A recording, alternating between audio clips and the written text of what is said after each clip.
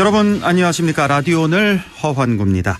자, 최근 대통령실이 더불어민주당 김의겸 대변인을 김건희 여사 명예훼손 혐의로 고발했습니다. 김 대변인이 김 여사의 추가 주가 조작 의혹을 제기하자 대통령실에서 고발했던 건데요. 어제 참여연대가 이것과 관련해서 정보 공개를 청구했습니다. 김건희 여사 개인의 법적 대응에 공적 자원이 동원됐다며 의혹을 제기한 건데요. 그러자 오늘 대통령실은 대통령과 가족에 대한 근거 없는 허위사실 유포는 외교상 국격을 떨어뜨리고 국정 동력을 약화시키는 등 공익과 직결된 문제라며, 따라서 대통령 비서실이 국민의 알 권리와 국익을 위해 직접 대응하는 것은 당연하다라고 밝혔습니다. 또 전례로 김정숙 여사에 관한 언론 비판에 대해 문재인 정부 대통령 비서실과 경호처도 법적 조치를 직접 취한 바 있다고 지적했습니다. 자, 참여연대와 대통령실, 과연 누구의 말이 맞는 걸까요? 여러분은 어떻게 생각하십니까? 자, 2월 1일 수요일 라디오 오늘 시작합니다.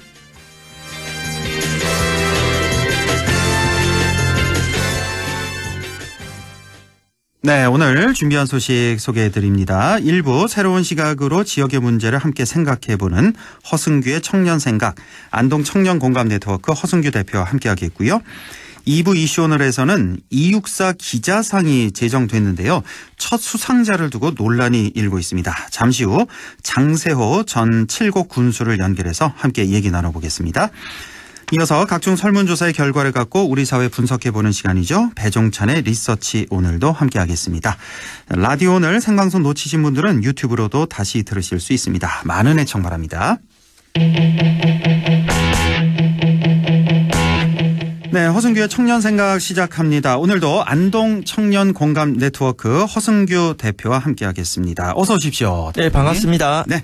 자, 지난주에는 화제 만화 슬램덩크를 통해 본 지역사회에 관해서 말씀해 주셨는데 오늘 어떤 주제 준비하셨어요? 네, 오늘은 지방분권 주제를 준비했습니다. 지방분권. 최근 이철우 경북지사는 기자간담회에서 중앙정부의 권한인 지방정부 조직권과 고위직 인사권을 지방으로 넘겨야 한다고 주장했는데요. 네. 지방시대를 선포하며 경북 도정을 이끌고 있는 이철우 지사는 대한민국 시도지사 협의회 회장이기도 합니다. 그렇죠.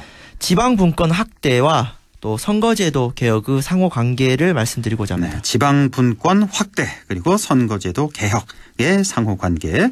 자, 우리 허승규의 청년생각에서 자주 다뤘던 선거제도 개혁을 오늘은 이제 지방분권의 관점에서 한번 짚어보도록 하겠습니다. 자, 먼저 이철우 지사가 구체적으로 어떤 얘기를 한 겁니까? 네, 지난 1월 25일 이철우 지사는 기자들과 만나 현재 중앙부처에서 보내는 광역자치단체 행정부시장, 부지사와 기획조정실장 등 1, 2급 자리를 시도지사가 지방에서 임명하고 부단체장을 몇 명으로 하는지도 단체장이 정할 수 있어야 한다며 조직권 그리고 고위직 인사권을 중앙에서 지방으로 넘길 것을 요구했습니다.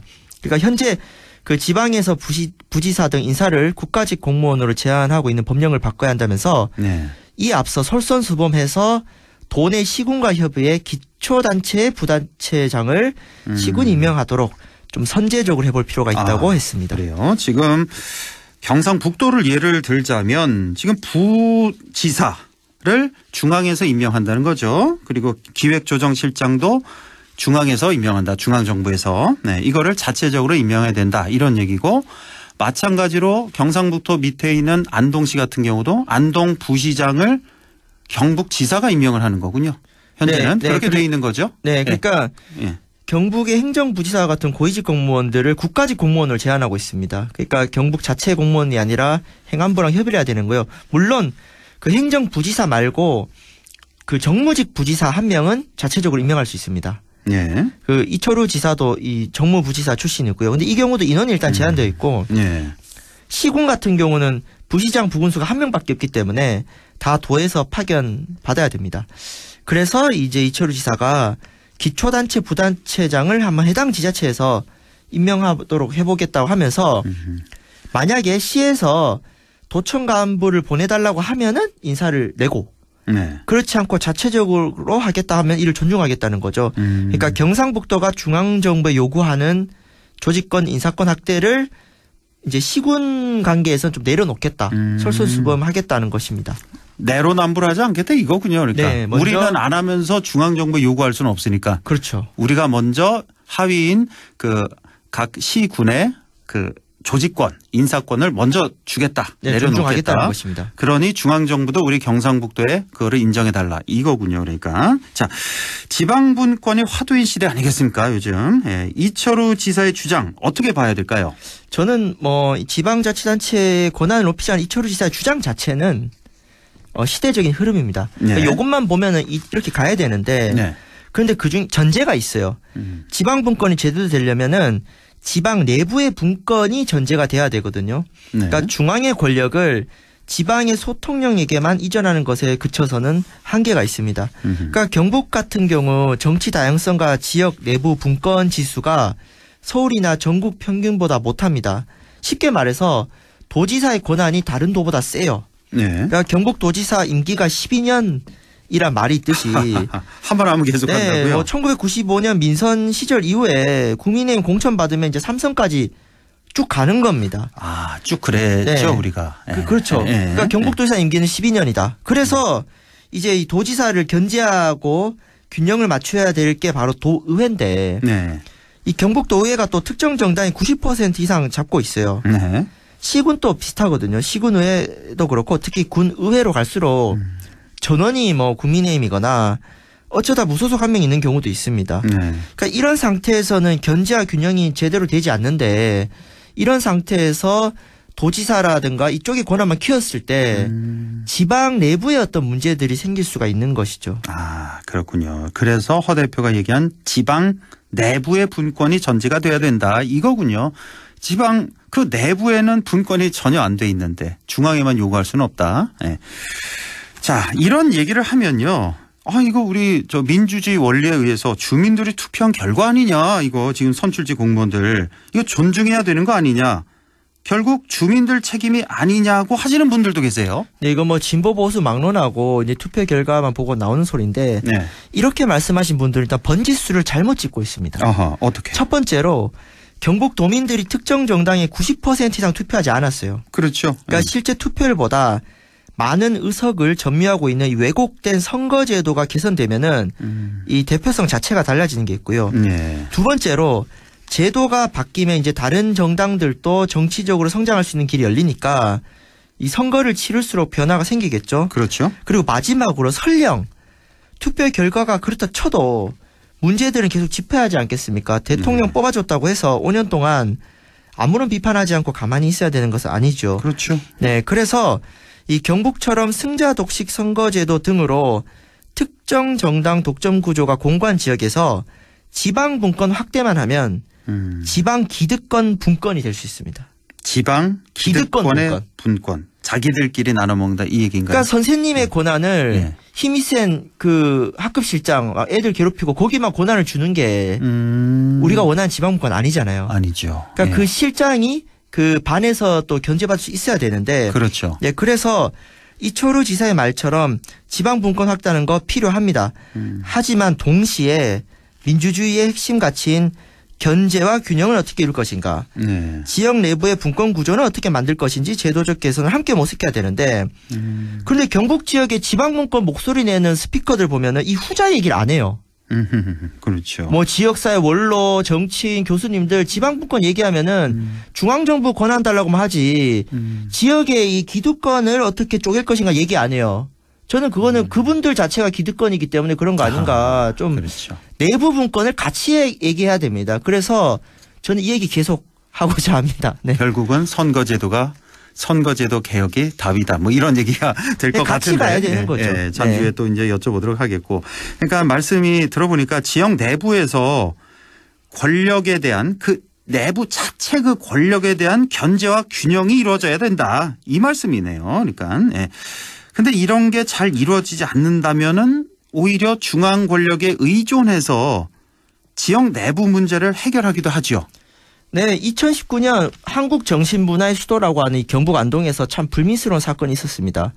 당시 그 안동시장 측근 비리인 화재 속보기 문제가 발생했거든요. 아, 기억납니다. 예. 뭐 검색하면 나오는데 예. 이 안동시 자체 감사로 해결이 안 되니까 결국 안동 시민들이 나서서 일일이 서명을 해가지고 대통령 직속 헌법기관인 감사원에 공익감사 청구를 했습니다. 예. 결국 감사 결과 안동시의 이제 관련 공무원 징계를 감사원이 요구했거든요. 이 참으로 부끄러운 사건인데 다른 지역 같으면 이 최고 책임자가 뭐 대시민 공개사가 정도 하면서 난리가 났을 텐데 뭐 우리 지역은 생각보다 뭐 조용히 넘어갔고 이제 거대 양당도 좀 묵인한 게 있습니다. 여튼 이런 사례들이 불과 몇 년 전에 이 안동에서 있었고 예. 이 거슬러 올라가면 조선시대 소설인 춘향전에도 비슷한 사례가 있어요. 조선시대까지 올라가나요? 춘향전? 네, 춘향전. 예, 춘향전에도 비슷한 경우가 있었다. 뭐 어떤 경우입니까? 네, 춘향전 다들 아실 겁니다. 우리 변사또. 얼마나 많은 그 난리를 저질렀습니까? 근데 변사또 누가 잡았습니까? 암행어사 이몽룡이죠. 이몽룡. 예. 암행어사 이몽룡은 지방 분권이 아니라 중앙 집권이에요. 그렇죠. 중앙에. 그렇죠. 중앙에서 파견한 거잖아요. 그러니까 지역 내에서 안 되니까. 예. 근데 여러분 우리 경북 도민들이 원하는 지방 분권이 이 변사또식은 아니잖아요. 그렇기 그렇죠. 때문에 아니죠. 예. 우리 지역 내부의 변사토를 견제할 수 있어야 되고요. 우리 지역 내부에 암행어사가 많아져야 됩니다. 그래서 정당, 의회, 언론, 시민사회, 주민자치 등 건강한 암행어사들이 우리 지역에 많아져야 이 지방분권이 더 건강하게 될 수가 있습니다. 이 조선시대나 지금이나 똑같군요. 그 지방 자체 내에 암행어사가 있어야 된다. 그렇죠? 그러니까 네. 안동시에서 감사가 안 되니까 대통령한테 한 거 아니에요. 감사원에. 뭐 지금은 뭐 안동시가 바뀌긴 했는데 어쨌든 이 지역 내부에서 안 되니까 중앙 집권으로 가는 것이죠. 그렇네요. 그러니까 그 역할, 지역 내부의 암행어사 역할, 바로 지역의 여러 많은 정당들, 또 의회, 언론, 시민사회, 주민자치, 이러한 암행어사가 필요하다, 지방에. 자, 그러면 어떻게 지역 내부 분권을 확대할 수 있을까? 자, 우리 지역 자체적으로 이 변사또를 견제할 암행어사 어떻게 키워 나가야 되겠습니까? 네, 분권이라는 단어를 살펴보면요. 네. 나눌 분자에 권세 건자 씁니다. 그러니까 예. 권력을 나눈다, 쪼갠다는 뜻인데 이 권력을 다루는 일이 바로 정치이니까 답은 간단합니다. 정치 독점 구조를 정치 다양성으로 바꾸면 되고요. 현재 정치 독점 구조를 정치 다양성으로 바꾸면 된다. 네, 그렇죠. 그러니까 네. 현재는 이제 50% 지지율로 90%를 얻어가는 승자 독식 선거제도가 있기 때문에 네. 이 지지율과 의석률의 불일치가 높은 선거제도를 민심이 그대로 반영되는 공정한 선거제도로 바꾸면 도지사나 시장군수, 지역구 국회의원과 다른 정당 소속 정치인들이 늘어나는 것이고 네. 결과적으로 주민들의 다양한 정치적 의사가 반영되는 선거제도 개혁이 결국 정치 다양성 구조를 만들게 되고 지역 민주주의를 활성화시킬 수 있습니다. 그러니까 민심 그대로 공정한 선거제도 개혁이 바로 지역 민주주의의 보탬이 된다라는 말씀이신데요. 자, 지방 분권도 지역의 문제를 지역민 스스로 결정하는 권한을 높이는 일이니까요. 지방 분권 확대와 선거제도 개혁, 이거는 뭐 선택의 문제가 아니군요. 지역 민주주의를 균형 있게 발전시키는 양날개다, 필수 조건이다, 이렇게 볼 수가 있겠어요. 네, 그렇습니다. 그 민주주의를 뭐 여러 가지로 정의합니다. 아까 말씀드린 뭐 견제와 균형도 있는데 예. 어쨌든 현대의 보편적인 민주주의 체제는 여당과 야당이 번갈아 집권하고 경쟁하는 체제입니다. 그러니까 권력을 두고 경쟁하는 것이 기본이고요. 예. 일당 독점이 아닌 그 복수 정당제와 정치 다양성을 지향합니다. 그러니까 우리가 저 북한이나 중국식 체제를 두고 민주주의라고 하긴 좀 그렇잖아요. 그렇습니다. 거기는 뭐 일당 독점 국가다 보니까. 예. 그리고 이런 권력 분립은 우리 대한민국 헌법 정신인 자유민주주의, 자유민주적 기본 질서에 부합합니다. 그래서 그 자유와 다양성이 살아 숨쉬는 지방 분권 시대를 위해서는 예. 선거제도 개혁이 함께 가야 됩니다. 그러니까 지방 분권 확대와 선거제도 개혁은 세트다. 네. 1+1이다. 근데 지금 한쪽만 얘기하면은 이 지방 분권 제대로 되지 않습니다. 그래서 우리 지역에 정치인들, 언론, 또 원로분들께서도 지방 분권 확대를 이야기할 때 지방 내부 분권을 같이 얘기를 해주셔야 된다. 서로 견제와 균형이 네. 있어야 된다. 그렇지 않으면은 이게 지방 기득권 분권이 되는 것이고 변사도식 분권이 되기 때문에 우리가 좀 더 지방 분권이라는 개념을 더 비판적으로 더 폭넓게 성찰할 필요가 있겠습니다. 그러니까 처음에 허 대표가 얘기한 게 이철우 지사가 지방의 그 권력을 좀 나눠달라, 분권을 좀 해달라. 그러니까 우리 도를 따지자면 우리 도의 부지사를 지금 중앙에서 임명을 하는데 행정부지사를 그게 아니다. 지방 자체적으로 임명하게 해달라 이거 아닙니까? 네, 그렇죠. 그런데 이게 자칫 잘못하면 견제와 균형이 없는 지방 분권은 또 다른 피해를 낳을 수밖에 없다. 이런 말씀이시죠. 네, 그러니까 네. 어쨌든 그 제도 자체는 나쁜 건 아니에요. 그럼요. 어쨌든 예. 인사권이 이제 자체로 오면은 도지사의 권한이 더 커지지 않습니까? 그렇습니다. 이 지방 자치로 가야죠 네. 우리가. 그럼 저는 계속. 당연히 도지사님이 잘하시면 팍팍 밀어드려야 되는데 네. 어쨌든 도지사님을 위해서라도 건강한 내부 비판 세력이 있어야 그렇습니다. 뭐 도정에서 놓치시는 부분이 있을 거 아니에요. 근데 지금 같은 경우는 그 같은 정당이 한 90% 되면요. 이 도의원들이 함부로 도정 비판하면 안 돼요. 그리고 그러면 힘들죠. 용기를 내야죠. 다음에 거기는. 공천권 못 받습니다. 못 받죠. 예. 그 실제로 지난 경북도의회 때 좀 소신 발언했던 분들 지금 잘 안 계시거든요. 아 그렇습니까? 실제로 그렇습니까? 아니 뭐 제가 구체적인 실명을 권하기 그런데 네. 그게 그런 거죠. 지금 안동 시의원들이라든가 이 지방의원분들이 더 소신 있게 의정 활동하려면 공천권자로부터 자유로울 수 있어야 되는데 사실 지금 경북 같은 경우는 공천권이 누구한테 있습니까? 위에 있지 않습니까? 네. 그러니까 이게 안 되는 겁니다. 그래서 이 문제를 이야기하는 거는 뭐 진보와 보수 문제가 아니라 예. 오히려 지역 기득권들한테도 좋아요. 본인에 대한 건강한 비판 세력이 있어야 이제 장기적으로 보면 좋은 거죠. 그게. 그렇죠. 쓴소리도 들어야 성장을 하는데 당장은 듣기 계속 싫겠지만. 네. 계속 주변에서 자기에 대한 어떤 좋은 얘기만 들으면 뭐 많은 고사들 있지 않습니까? 그래서 우리 지역을 위해서라도 내부에 건강한 어떤 그렇죠. 경쟁 시스템을 구축해야 되고 특히 가장 부족한 것이 정치다. 그래서 우리 지역의 정치 시스템이 좀 더 다원화되려면은 뭐 다른 거 안 해도 됩니다. 제도만 바뀌어도 돼요. 그러니까 지금 선거제도만 네. 바뀌더라도 효과를 많이 볼 수 있기 때문에 네. 지금 국회라든지 전국적인 선거제도 개혁 논의가 있고 우리 지역 국회의원들 중에도 그 초당적인 정치개혁 모임에 이름 올린 분이 있어요. 북부 지역에 4분이 있는데 네. 올린 분이 있고 안 올린 분이 있어요. 거기 이름 안 올린 분들은 좀 빨리 올리셨으면 좋겠는데 그러니까 이 논의할 때 국회에서만 하지 마시고 우리 경북 북부 지역에서는 초당적인 정치 협력 어떻게 할 것인가는 사실 우리 지역의 그 소통령인 국회의원분들이 먼저 좀 제시를 해주셔야 돼요. 그렇죠. 예. 어차피 여기 야당이 없지 않습니까? 그래서 맞습니다. 예. 우리 4분의 국회의원분들이 지역에 좀 민심을 수렴을 하고 좀 정치개혁 논의에도 좀 목소리 많이 내주시길 바라겠고 예. 이 4분이 지금 라디오를 못 듣고 있겠죠. 국회에 있을 거니까 우리 지역 활동하시는 분들께서 좀 많은 의견 내주셨으면 고맙겠습니다. 그렇습니다.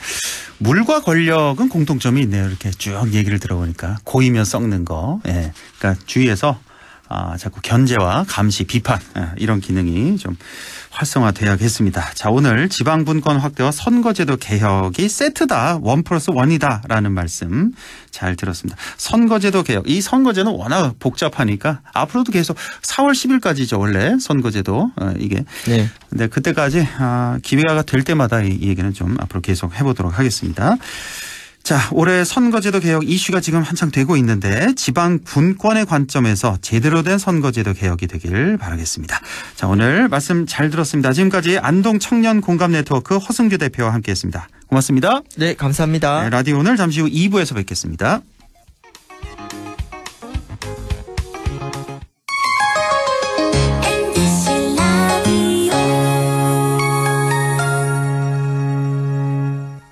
가구 살 땐 꼭 한번 가보자. 안동 명품 가구 백화점. 흑표 흑침대, 양성국 갤러리, 금성침대, 한국 가죽 소파, 장수돌 침대. 다양한 브랜드 가구를 한 곳에서 쇼핑할 수 있는 대형 가구 전시장. 안동 명품 가구 백화점. 예, 며느라. 밥 했어? 설거지 했어? 쓰레기 버렸어? 청소했어? 빨래했어? 개밥 줬어? 아들 낳았어? 딸 낳았어? 아무것도 안 하고 싶다. 이미 아무것도 안 하고 있지만 더 격렬하게 아무것도 안 하고 싶다. 지금은 그냥 라디오만 듣고 싶다. MBC 라디오. MBC 라디오. 라디오 청취자 10명 중 4명이 듣는 방송. 국가대표 라디오 MBC 라디오.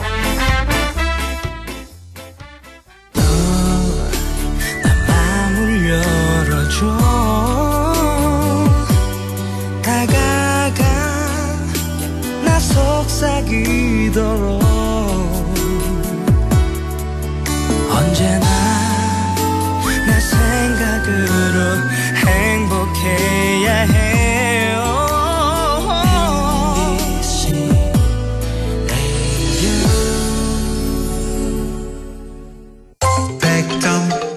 MBC 라디오. 네, 6시 25분 53초 지나고 있습니다. 이슈 오늘 시작하죠. 우리 지역의 대표적인 독립운동가이자 민족 시인이죠. 이육사 선생을 기리기 위해서 지난 2004년부터 이육사 문학상이 제정돼서 문인들에게 주어져 왔습니다. 그런데 지난해였죠. 이육사 기자상도 제정이 됐습니다. 그리고 올해 첫 수상자가 결정됐는데 그 수상자가 과거 항일 독립군을 탄압한 일제 간도 특설대 출신 백선엽을 옹호하는 칼럼을 쓴 기자라고 해서 논란이 일고 있습니다. 자, 전 칠곡 군수였죠. 더불어민주당 경북도당 장세호 전 위원장 연결돼 있습니다. 말씀 나눠보죠. 장세호 전 위원장님 안녕하십니까? 안녕하십니까. 고생 많으십니다. 예, 반갑습니다. 자, 지난해 안동 지역에서 이제 이육사 기자상이 처음 만들어졌는데요. 그리고 지난 1월 17일 제1회 이육사 기자상 수상자가 발표가 됐는데 이후에 논란이 계속되고 있습니다. 자, 이 기자상 수상자가 과연 적절한가에 대한 논란인데, 자, 이번 논란 어떻게 보고 계십니까? 저도 그 기사를 보고 깜짝 놀랐었습니다만은 이육사 기자상의 제정 취지가 과연 무엇인지 되묻지 않을 수 없는 상황이 됐습니다. 네. 뭐 아시다시피 이육사 기자상은 기본적으로 육사의 항일 정신을 기반으로 우리 민족의 정기를 바로 세우는 언론 활동을 하신 분들을 대상으로 하는 것이라 생각이 되는데 이번에 1회 수상자로 선정된 분이 과연 적합한 분인지에 대해서는 의문을 가지지 않을 수 없습니다. 그렇습니다. 선정위원회의 발표대로 기사 몇 건으로 그분의 뭐 전체적인 가치관을 평가할 수는 없겠으나 굳이 흠결이 있는 분을 초대 수상자로 선정한 데는 분명히 문제가 있다고 생각되고 또 이에 대해서는 뭐 절차상으로 가능하다면은 제고돼야 한다고 저는 분명히 생각하고 있습니다. 거기까지 제고돼야 된다. 여기까지. 네. 자, 수상자가 바로 동아일보의 김순덕 기자인데, 자, 더불어민주당 경북도당이 이 김순덕 기자가 평소에 친일 반민족 행위자인 백선엽을 옹호했다라면서 부적절하다 이런 논평을 내셨는데, 자, 우선 이 백선엽 장군이 어떤 인물인지 뭐 간략히 좀 소개를 해주신다면요. 그동안 뭐 언론에서도 여러 차례 거론이 되었습니다만은 소위 친일 행위자와 전쟁 영웅이라는 양면성을 가지고 있는 분으로 알고 있습니다. 제가 역사학자는 아니기 때문에 백선엽 장군의 전반적인 평가는 할 수 없겠습니다만은 백선엽 장군은 아마 제가 알기로 이명박 대통령 시절에 나온 걸로 아는데 친일 임명사전에 친일 인사로 분명히 등재된 분입니다. 아, 이명박 정권 시절에 아마 친일 그때 나온 인물로 걸로 제가 알고 있습니다. 그래서 과거 친일파와 전쟁 영웅이라는 논란을 일으켰던 이런 분에 대해서 뭐 일방적으로 옹호하는 듯한 발언을 한 것은 이번 이육사 기자상을 받기에는 부적절한 행적이 아니었나 그런 판단을 해봅니다. 네, 그러니까 백선엽 장군 하면 친일 행위자 그리고 전쟁 영웅 이 둘 다 사실인 거예요, 그렇죠? 예, 팩트인데 그렇죠. 자 이런 인물을 이육사 기자상에 선정한 것 이거는 적절하지 않다 이런 말씀이시고 자 이 친일 행적을 보니까 일제 강점기의 간도 특설대라는 데가 있는데 여기에 이제 장교로 복무한 경력이 있기 때문인데요. 이 백선엽 장군이 이 간도 특설대라는 게 어떤 군대였나요? 제가 알기로는 일제 강점기 때 무단 통치를 피해서 만주 간도 지역에 우리 독립군이나 독립유공자분들이 많이 활약을 하셨습니다. 그렇습니다. 그러다 보니까 일본군에서는 만주 지역에 활동하는 그런 독립군이나 독립유공자분들을 그런 투사분들을 검거하기 위한 한국인 중심의 특별 별동대를 만든 게 바로 간도 특설대라고 알고 있습니다. 그 이후에도 여러 가지 뭐 전언에 의하면은 굉장히 악랄하게 우리 지역 만주 지역 간도 지역 독립 투사들을 감시하고 또 구금하고 한 이런 행위를 한 거기에 뭐 중간 간부 역할을 한 걸로 그렇게 알고 있습니다. 네, 그러니까 만주의 그 수많은 우리 독립운동가들을 색출해내는 그런 작업을 했던 간도 특설대에 거기에 장교로 근무했다 백선엽 장군이 이건 확인된 사실이죠. 이거는 그렇죠? 해명사전에 아마 그 나와 있죠. 등재된 기록이 그렇게 나와 있는 걸로 알고 있습니다. 예. 자, 지난 2020년에 100세 나이로 사망을 하게 됩니다. 그리고 나서 국립대전현충원의 장군 이묘역에 안장됐을 때도 이때도 논란이 많았어요. 어떻게 친일파를 현충원에 안장하느냐. 사회적인 논란이 컸죠, 그 당시에. 그렇습니다. 예. 당시에도 그 문제로 인해서 사회적으로 여론이 상당히 양분화돼 있었고 심지어 제가 알기로는 법적 다툼까지 있은 걸로 알고 있습니다만은 뭐 결국은 안장을 했죠. 예. 결국은 안장을 그렇게 했고. 그런데 또 하나가 오는 7월이 되면 칠곡군 다부동에 우리 이제 장소혁 위원장님 전 칠곡 군수하셨는데 이 칠곡군 다부동에 백선엽 장군 동상을 세운다는 경상북도의 계획이 지금 알려지고 있습니다. 좀 기분이 많이 안 좋으시겠습니다, 위원장님. 참 우리 어떻게 생각하세요? 지역에서도 우려의 목소리는 분명히 있습니다. 그런데 최근 사회적 분위기가 뭐 아시다시피 일제 강제징용 배상 문제에 대해서도 현 정부나 지금 여당에서 여러 가지 나오는 논의들을 보면은 과거는 과거고 현재는 현재 논의를 풀어가야 된다는 식의 굉장히 참 암담한 그런 사회 분위기도 크게 문제인 것 같습니다. 과거 친일 현충원 매장 논란 때도 그런 얘기가 있었습니다만은 저는 요즘 참 걱정스러운 게 이 소위 문제는 미래 세대들한테 우리가 어떻게 설명할 거냐는 문제예요. 현재를 현재 논리대로 푼다는 거는 굉장히 잘못되어 있고요. 특히 백선엽 장군 동상을 이 칠곡에 세운다는 부분에 대해서는 뭐 저도 다소간의 책임은 분명히 있습니다. 왜냐하면은 칠곡에 이 소위 그 호국 평화 기념공원을 만든 게 첫 시작이 제가 군수할 때 했었습니다. 아, 그래요? 그런데 당시가 언제쯤이었죠? 몇 년도쯤이었죠? 2010년도 정도. 2010년쯤에. 그때 시작을 했는데 그때 저는 분명하게 그 의도가 분명하게 있었습니다. 뭐냐 하면은 다부동 전투의 진정한 영웅은 백선엽 장군이나 이런 분들이 아니고요. 그때 아시다시피 제대로 기본 훈련조차도 못 받고 전투 현장에 투입된 학도병이나 무명용사들, 뭐 그분들이 정말 얼음에 얼은 주먹밥조차도 제대로 공급받지 못하고 전투에 임해서 사실은 거의 대부분이 사망을 했습니다. 그렇겠죠. 그랬던 무명용사들을 기리는 현장으로 만들고자 했는데 그 이후에 사회 분위기나 여러 가지가 오히려 백선엽이라는 개인에 대한 뭐 우상이라고 할까요? 그렇게 변질이 되다 보니까 정말 안타깝고 지역에서도 많은 분들이 걱정을 하고 있습니다만 아시다시피 현재 뭐 정부 분위기가 그러다 보니까 이 문제도 너무 쉽게 넘어가는 듯해서 굉장히 안타깝습니다. 그렇군요. 현 칠곡 군수는 여기 뭐 찬성하는 입장입니까? 지금 혹시 들으신 거 있습니까? 아마 뭐 그런 걸로 알고 있습니다. 아, 동상 세우는 거에 찬성하는 입장이다. 예. 자, 이런 백선엽 장군, 이런 인물을 옹호한 기자에게 이육사 기자상을 준다. 자, 바로 이 점 많은 분들 아마 받아들이기 좀 어려워하시는 것 같은데 혹시 그럼에도 주최 측에서 왜 이런 인물에게 상을 줬을까? 혹시 들으신 거 있습니까? 뭐 들은 것보다도 뭐 제가 언론에 난 상황이나 이런 걸 보면서 참 그분들을 제가 도로 대묻고 싶어요. 만약 이육사 선생께서 살아 돌아오시면 지금 현 작태에 대해서 뭐라고 하시겠습니까? 아마 본인 함자를 쓰라고 하실까요? 특히 이 안동이라면은 우리나라 독립운동의 성지라고 자부하는 곳입니다. 그렇습니다. 이런 지역 선현들이 과연 작금의 이런 현 실태를 보면서 뭐라고 말씀하시겠습니까? 특히 저는 다음 세대들에게 이 안동이 독립운동의 성지라는 그 자부심을 다음 세대들에게 전하려면은 어떻게 설명을 할 것입니까? 저는 안동분들한테 이 점 좀 강력하게 말씀을 드리고 싶어요. 예. 지금이라도 거기 뭐 정과이나 여러 가지 절차상 가능한지 모르겠습니다만은 이 부분은 좀 제고돼야 된다고 생각합니다. 제고돼야 된다. 이 시상한 거를 취소해야 된다 이런 말씀이시죠? 그렇습니다. 예.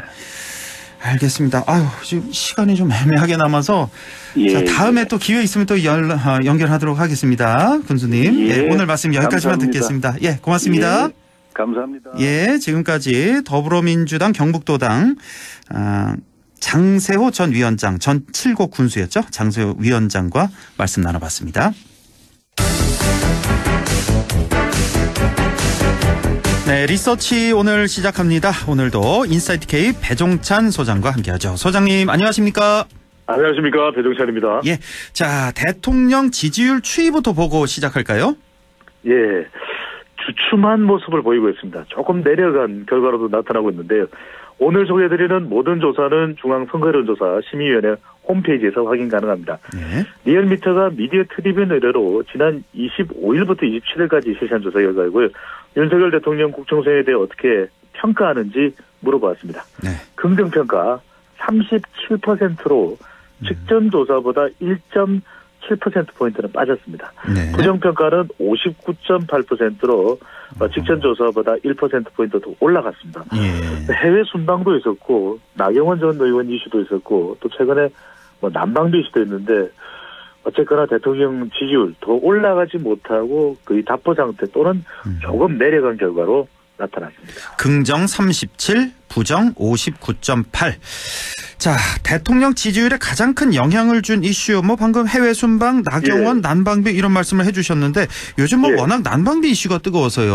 뭐 그렇습니다. 어떻게 분석할 수 있을까요? 예, 가장 큰 이슈는 난방비로 봐야 될 것 같아요. 그래요? 그래서 윤석열 대통령의 이 지지층까지도 영향을 줬기 때문에 지지율이 조금이라도 빠져나갔다 이렇게 봐야 될 것 같거든요. 네. 리얼미터 조사 결과를 보면 윤석열 대통령의 핵심 지지층이 대륙주, 우리 대구 경북과 또 60대 이상 6, 그다음에 주부층인데 확실히 이런 난방비는 이 생계비에서 난방이나 난방비가 차지한 비중이 큰 연령대, 그러니까 70대 이상, 60대 이상의 어르신분들은 아무래도 부담될 수밖에 없거든요. 그러면서 아이고 너무 추워. 이러니까 또 뭐 히터를 틀어야 되고 또 난방 관련된 이불이든 또 사야 되고 장만해야 되고 그러다 보면 그게 다 부담이 되거든요. 예. 근데 또 하나는 뭐냐면 바로 이 주부층입니다. 주로 이제 아파트가 됐든 뭐 다세대 주택이 됐든 또 단독 주택이 됐든 주로 뭐 관리비 보면은 또 아내분들 또 엄마가 아빠보다는 더 많이 하게 되거든요.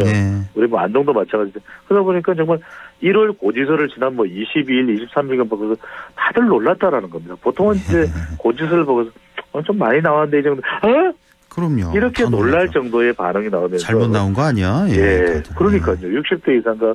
그러니까 그동안에는 요금이 올랐다고는 하지만 직접적으로 난방비가 반영된 건 아니었거든요. 근데 12월 달 난방비 요금이 뭐 액화 천연가스 비용도 2년 전과 비교하면 10배 이상 더 올랐고요. 그런 기본적인 우리 에너지 수입 의존도가 상당히 높은 것도 영향을 미쳤을 텐데 무엇보다도 윤석열 대통령에 대한 이 영향, 다른 어떤 변수보다도 난방비 영향이 컸던 것으로 풀이되는데 제가 앞서 말씀드린 대륙주라고 말씀드렸는데 대구 경북 쪽은 그러면 해당이 될까? 근데 가만히 따져보면 지방의 최근에 경제 상황이 안 좋은데 이런 난방비 가격이 훨씬 더 많이 올랐다면 그건 또 부담이 되는 것이거든요. 당연하죠. 예. 그렇기 때문에 대육주 대통령의 이 지지층에게 핵심 지지층에게도 영향을 주는 이슈가 바로 난방비입니다. 예, 대구 경북 60대 이상 주부층 다 영향을 줬다. 자, 우리 배종찬 소장님이 빅데이터 분석도 하시잖아요. 난방비에 대한 분석도 하셨다고 들었습니다. 어떤 내용입니까? 예, 주로 이제 난방비 관련돼서 인터넷상에서 빅데이터 상에서 상당히 좀 관심이 모아졌던 시점이 지난 23일부터고요. 또 28일까지 이렇게 분석을 해봤습니다. 그러면 23일, 24일까지만 하더라도 난방비에 대한 빅데이터 상의 썸 트렌드 분석을 통해서 해봤을 때 언급량이 뭐 수십 건 내지 수백 건에 그쳤거든요. 근데 이게 네. 집중적으로 이제 정치권에서 여야 간의 공방이 시작되는 시점부터 뭐 2,000여 건, 1,800여 건 이렇게 급격히 상승한 언급량으로 26일경 나타나거든요. 26일부터 예. 네, 예. 감성 연관어도 부담 또 급증 이렇게 나타나고 있고 그만큼 고통스러울 정도로 이 난방비의 비용 부담이 또 50대 아까도 말씀드렸던 또 주부층에게 영향을 줄 수밖에 없는 이슈의 성격으로 빅데이터 상에서도 나타났습니다. 그렇군요. 예. 자, 이쯤 하고요. 우리 국민의힘 그 전당대회 얘기를 좀 해보죠. 이제는 양강 구도입니다. 유승민 전 의원 결국 불출마 선언을 했습니다. 자, 뭐 어제 오늘 안철수 후보가 상당히 뭐 약진한 그런 여론조사가 발표가 되고 있던데 현재 판세는 어떻습니까? 그렇습니다. 이 조사를 바로 소개를 안 해드릴 수가 없는 것이 세계일보가 한국갤럽에 의뢰했던 조사인데 이 조사, 예. 26일, 27일 바로 이제 뭐 이런저런 문제가 된다라는 의미를 떠나서 그만큼 주목받을 수밖에 없는 것이 상당히 파격적인 결과가 나왔거든요. 그렇습니다. 예, 26일, 27일 실시한 조사 결과인데 먼저 이제 다자 대결입니다. 네. 이 조사가 실시되었던 26일, 27일 시점에는 아직 유승민 전 의원이 불출마 선언을 안 했기 때문에 다자 대결에도 유승민 전 의원의 보기가 이름이 포함이 되어 있습니다. 자, 다자 대결에서 안철수 42.8%. 예. 김기현 28.2%. 상당 차이로 국민의힘 지지층에서 안철수 의원이 앞서는 결과로 나타났고요. 유승민 전 의원이 11.9%, 황교안 6.1%, 조경태 1.7%, 윤상현 0.7%로 나왔습니다. 제가 유승민 전 의원의 11.9%를 말씀드린 것은 자, 불출마하기 때문에 양자 가상 대결에서는 이 유승민 전 의원의 지지자들이 어디로 갔을까? 이 조사 결과를 보면 대체로 거의 대부분 안철수 의원 쪽에 가는 결과로 나타났습니다. 예, 양자 대결이요. 예. 네, 안철수 의원의 이 경쟁력이 한국갤럽 소개드리는 조사에서 급격히 상승한 결과로 나타나서 결국 나유, 나경원, 유승민 두 인물을 지지하는 지지층들이 대체로 안철수, 김기현, 안철수 대결이 되면 안철수 쪽으로 옮겨간 것으로 해석할 수가 있고 다자 대결에서 보면 우리가 결국 당원 투표기 때문에 국민의힘 지지층 조사 결과에서도 영남 표심이 중요하다 이렇게 해석을 할 수가 있거든요. 영남에서도 안철수입니다. 영남에서도 안철수. 예, 수도권은 어땠을까요? 수도권은 당연히 안철수. 예. 그다음에 이제 이준석 전 대표가 이번 전당대회에 미칠 영향 우리가 해석하고 분석하면서 특히 이 이준석 전 대표의 동료로 오늘은 딱 당원 가입하기 좋은 날. 이래서 SNS 맞아요. 전파 홍보도 했었거든요. 기억나시죠? 근데 그러면 이제 2030 MZ 세대가 또 누구에게 힘을 실어줬는데 2030 MZ 세대도 안철수였습니다. 다 안철수네요. 그 양자 대결 좀 말씀해 주세요. 그러니까요. 양자 대결은 더 큰 차이가 있는 결과로 나타났습니다. 그러니까 이거 보고 깜짝 놀랐습니다. 자, 안철수 대 김기현 대 안철수. 한 달 더 이상 남았는데 왜 이렇게 손에 땀을 흘릴까요? 안철수 60.5%. 그러니까요. 예. 김기현 37.1%로. 자, 우리 배종찬 소장님 여론조사 전문가시기 때문에 제가 이거 꼭 좀 여쭤보려고 그랬어요. 이 조사만 이렇게 확 튄 조사가 나온 건지 아니면 이거 어느 정도 일리가 있다고 보시는지 어떻게 분석하십니까, 이 조사? 뭐 일리가 없는 건 아닌데 저는 이 조사가 진행되는 시점에 좀 안철수 의원에 대한 집중된 응답 표심도 좀 반영됐던 거 아닌가 이렇게 생각할 수 있을 것 같고요. 한 달 이상 더 남아있고 또 국민의힘 지지층과 또 당원 표심은 좀 다를 수도 있다라는 것. 그리고 또 오늘 내일 또 다음 주에 계속해서 다음 주에 또 이번 주에 후보 등록이 있고. 그렇죠. 내일하고 모레. 그렇습니다. 또 이제 일종의 예선인데 컷오프가 있거든요. 컷오프 이후에 실시돼서 조사 결과 발표되는 것까지 이제 비교를 해본다면 대체로 좀 팽팽하지 않을까. 지켜봐야 될 부분도 있겠지만은 이 갤럽 조사는 조금 안철수 의원 쪽으로 더 집중된 결과로 볼 수 있겠다. 뭐 이것은 이제 여론조사 기관에서 어떻게 한 것은 아니겠지만 이번 조사 결과를 보면 또 하나 이제 주목하는 것이 나경원, 유성원 이른바 나유 이 나유 표심이 지지층들이 안철수 의원 쪽으로 간 것도 안철수 의원이 급상승하는 큰 영향을 준 것으로 풀이됩니다. 또 하나는 이제 윤심에 대한 반발 심리도 있는 것으로 보입니다. 이렇게 아무래도, 보면 이것이 당원이 아니라 국민의힘 지지층이긴 하지만 최근에 또 김기현 의원이 또 김연경 이른바 식빵언니죠. 유명한 우리도 월컬 배구 선수인데 또 저 푸른 초원이 배 소장 왜 그래 이렇게 쓰셨는데 당장 이 노래하면 떠오르는 인물이 남진이거든요. 가수 남진인데 또 응원을 했다. 나에게 꽃다발을 전달했다. 이게 또 실제 사실은 그렇지가 않았다. 이렇게 또 논란을 빚고 있습니다. 그러니까 같이 사진 찍고 엄지척하고 올린 것까지는 좋았는데 거짓말 논란이 지금 일고 있잖아요. 그렇습니다. 이제 공개적으로 공식적으로 그런 사진이 공개된 것은 김기현 의원에게 힘을 실어줬다 이렇게 해석하는 보도들도 참 많이 나왔지 않습니까? 그런데 실제로는 우리도 청취자분들의 이해를 돕기 위해서 지금 가수 남진의 해명은 전혀 정치적으로 지지를 선언한 것이 아니다. 뭐 이름도 몰랐다면서요? 김 뭐라고? 지인들이 모이는 자리에 남진 그리고 김연경 이렇게 두 사람의 지인들이 모이는 자리에 한 지인이 김기현 의원을 소개했고 사진을 찍은 것일 뿐이다라고 이야기했는데 여기에 또 안철수 의원이 또 비판을 했습니다. 이게 총선 때 터졌으면 어쩔 뻔했느냐 이렇게도 얘기를 했고요. 윤상현 의원이 윤상현 의원이 최근에 뭐 지지율은 높게 나오지 않습니다만 윤심은 나에게 있다. 왜 내가 윤상현 아니냐 이런 얘기도 하는데 이 가수 남진과 관련해서도 정말 남진 가수의 찐치는 김기현 의원이 아니라 나 윤상현 의원이다. 왜냐하면 예전에 어디 술자리였던 것 같기도 하고 이 러브샷을 하는 또 사진을 올렸습니다. 그래서 정말 남진 형님이 좋아하는 사람은 김기현이 아니라 윤상현이다. 이러면서 갑자기 또 남진 사진 전쟁. 김연경 선수가 또 배구 선수로 워낙 유명하니까 월컬 식빵언니 김연경 사진 논란 이렇게 또 회자되고 있는 상황입니다. 자, 요즘에 이제 여론조사 나오는 게요. 다 국민의힘 지지층 조사잖아요. 맞습니다. 근데 투표는 당원들이 한단 말이에요. 그러니까요. 자, 이 국민 여론조사, 지금 하고 있는 지지층 여론조사 결과와 당원 투표, 그 표심, 어떻게 다를까 예상을 해볼 수 있을까요? 저는 좀 두 가지 경우가 다르다. 그래서, 실제 결과는 윤석열 대통령의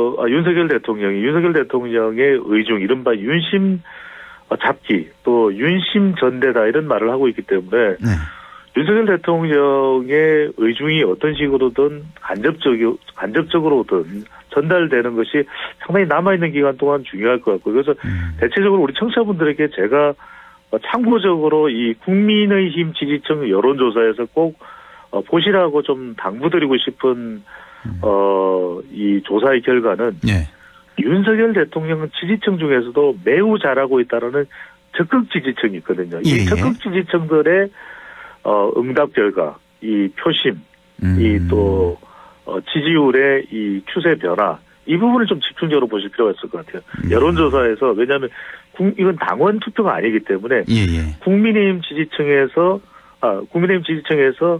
윤석열 대통령에 대한 적극 지지층이 있거든요. 매우 잘하고 있다 또는 대체로 잘하고 있는 편이다 그럴 때 매우 잘하고 있다라고 응답한 사람들의 이 응답 결과를 쫓아가면 당대표가 될 사람을 예측할 수 있다는 그걸 좀 더 세분화해서 보면은 더 정확할 수가 있겠네요. 아무래도 당원들이라 하면 적극 지지층일 가능성이 많으니까. 그렇습니다. 그렇게. 또 하나는 이제 이 여론조사하고 당원 투표하고 가장 크게 차이 나는 거는 구성 비율입니다. 여론조사는 인구 비례에 따라서 또 연령대별로 또 지역별로 또 남녀 비율대로 이렇게 이제 통계 처리를 해서 산출하는 값이거든요. 그런데 실제 당원들의 구성은 그렇지 않습니다.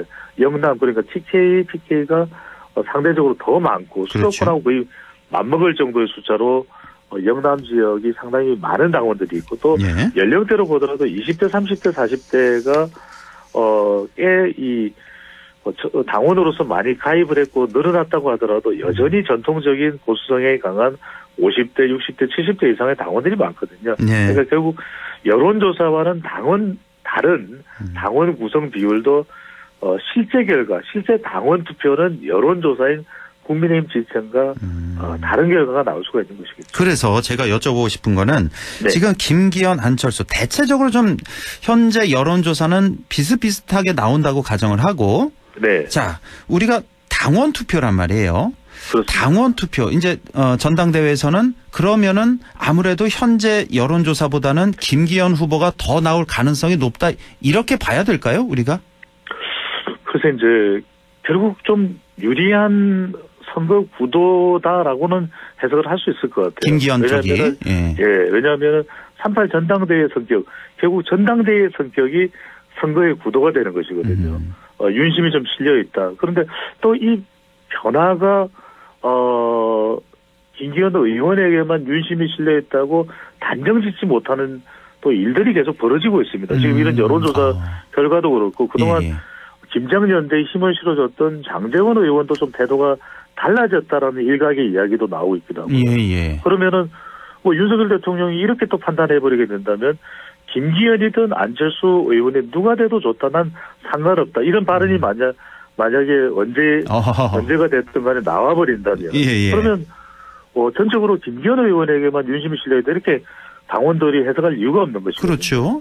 그래서 저는 이 안철수 의원이 얼마나 지금 당원들 중에서는 좀 총선을 생각한다면 너무 또 윤석열 대통령의 의중이 쏠려 있다, 윤핵관 친윤 쪽으로만 일방적으로 가는 것에 대한 또 부담도 있습니다. 피로감도 있고. 이것을 얼마만큼이나 안철수 의원이 잘 결집할 수 있을까. 이른바 김기현 의원의 윤심 대 이른바 반김기현 연대. 반김기현 연대라고 하면 안철수, 유승민, 나경원 이런 표심에 이제 여기다 이제 이준석 전 대표 얘기까지 나오기도 하고요. 이걸 얼마나 안철수 의원이 잘 결집을 해서 실제 당원들이 투표하게끔 만드느냐. 이것이 가장 전당대회의 중요한 관전 포인트가 될 것으로 보입니다. 참 모르겠네요. 정말. 당원 투표라고 해서 꼭 김기현 후보에게 유리한 것만도 아니다라는 이런 해석을 해 주셨고. 자, 한 1분 정도 남았는데요. 시간이. 자, 이재명 대표 대표직에 대한 검찰에서 이제 기소가 만약 됐을 때 이 대표에 대한 대표직에 대한 여론조사 결과가 있었죠. 이것도 잠깐 좀 소개를 해 주시죠. 수치보다는 조금 최근에 어떤 현상들을 말씀드려야 될 것 같은데 이재명 대표가 당대표직을 유지하느냐 또는 물러나야 되느냐에 대해서 전체 응답자와 더불어민주당 지지층 내에서 판이하게 다른 결과가 나옵니다. 그러니까 전체 응답자는 기소되면 이재명 대표가 사퇴해야 되지 않겠냐는 여론이라면 더불어민주당 지지층 내에서는 아니다, 무슨 소리냐. 이재명 대표가 당대표직을 유지해야지. 결과적으로는 계속 지금 나오고 있는 검찰 관련 수사가 지금 또 나오고 있거든요. 또 보도로 전달되고 있는데 이전에도 제가 그런 말씀 드린 적이 있을 겁니다. 결국 민주당, 더불어민주당 지지율이 가장 이재명 대표의 향후의 운명, 거치에 중요한 영향을 미칠 수밖에 없다. 그렇다면 대장동도 중요하고 성남 FC건도 중요합니다. 최근에 나오는 민감한 관련된 검찰 수사 보도라면 쌍방울이거든요. 김성태 전 회장의 쌍방울과 관련된 특히 이제 대북송금, 대북송금과 관련된 이 내용이 종선 더불어민주당 의원도 그런 이야기했습니다. 가장 민감한 이슈가 될 것이다. 이 쌍방울 대북송금이 가장 민감한 이슈가 되지 않을까라는 의견들과 분석이 가능해 보입니다. 알겠습니다. 오늘 여기까지 듣겠습니다. 인사이트 K 배종찬 소장과 함께했습니다. 소장님 고맙습니다. 감사합니다.